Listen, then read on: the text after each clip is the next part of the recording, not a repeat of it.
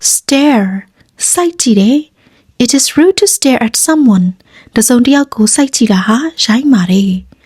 Glance ဖြတ်ခနဲကြည့်တယ် She stole a glance at him သူမသူ့ကိုဖြတ်ခနဲခိုးကြည့်လိုက်တယ် Gaze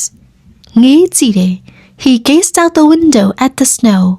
သူပတင်းပေါက်ပြင်ဘက်ကနှင်းတွေကိုငေးကြည့်နေခဲ့တယ် Glare စိမ့်စိမ့်ဝါးဝါးကြည့်တယ် I could feel her anger as she glared at me